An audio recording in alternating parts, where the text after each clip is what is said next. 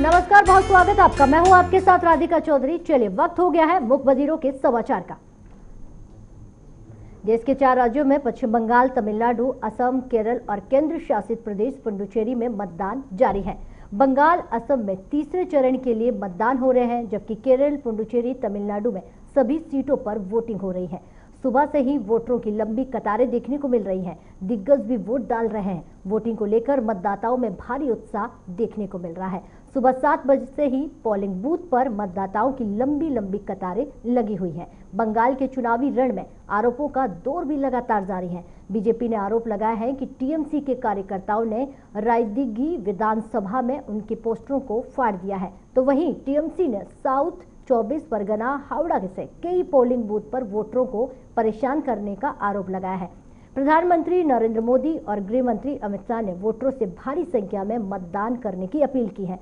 गौरतलब है कि असम, पुडुचेरी, केरल और तमिलनाडु में जहां आज मतदान संपन्न होने के बाद 2 मई की मतगणना का इंतजार होगा, तो वहीं पश्चिम बंगाल में तीसरे दौर के मतदान के बारे में भी 5 चरण के चुनाव बाकी रहेंगे। केंद्र समेत देश के कई राज्यों में सत्ता चलाने वाली भारतीय जनता पार्टी आज अपना स्थापना दिवस मना रही है। पार्टी के 41वें स्थापना दिवस के अवसर पर प्रधानमंत्री नरेंद्र मोदी ने आज बीजेपी के कार्यकर्ताओं को संबोधित किया। पीएम मोदी ने कहा कि बीजेपी सिर्फ एक चुनाव जीतने की मशीन नहीं है, हमें हर संप्रदाय समर्थक से मिलकर रहना है। प्रधानमंत्री नरेंद्र मोदी ने कहा कि बीजेपी के 41 वर्ष इस बात के साक्षी हैं। सेवा कैसे की जा सकती है, कार्यकर्ताओं के दम पर कैसे पार्टी आगे बढ़ती है।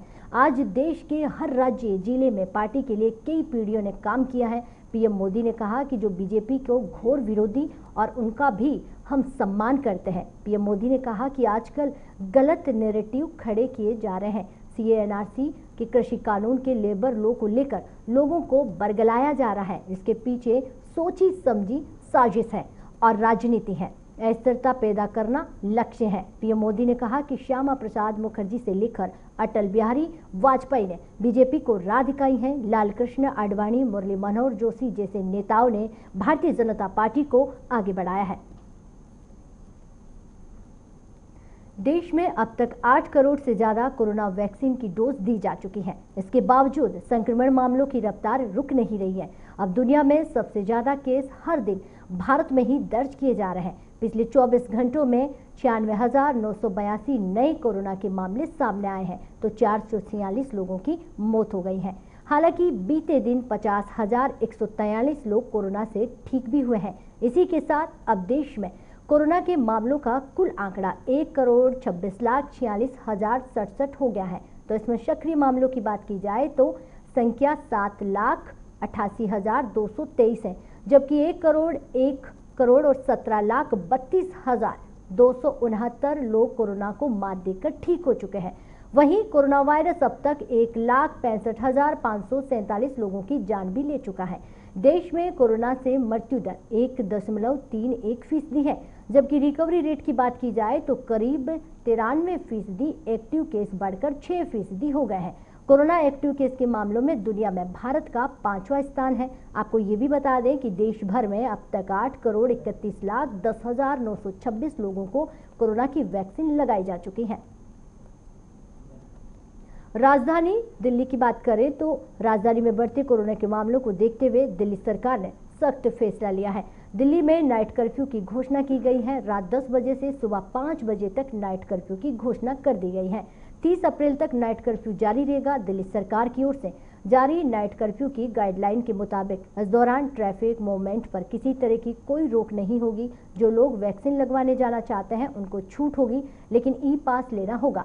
राशन, किराना, फल, सब्जी, दूध, दवा से जुड़े दुकानदारों को ई पास के जरिए ही मूवमेंट की छूट दी जाएगी। इसके अलावा प्रिंट और इलेक्ट्रॉनिक मीडिया को भी ई पास के जरिए ही मूवमेंट की इजाजत मिलेगी।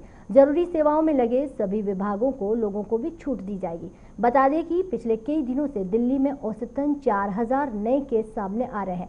पिछले 24 घंटों में कोरोना से 3,548 नए मामले सामने आए। साथ ही इस दौरान 15 लोगों की मौत हो गई है। दिल्ली में कुल मामलों की संख्या 6,69,962 हो गई है, जबकि सक्रिय मामलों की बात की जाए तो 14,589 हो गए हैं।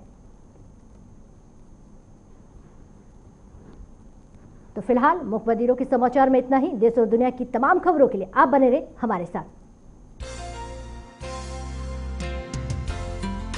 खबरों से अपडेट रहने के लिए JQ24/7 न्यूज के YouTube चैनल को आज ही सब्सक्राइब करें और हमारे Facebook पेज को भी अभी फॉलो करें।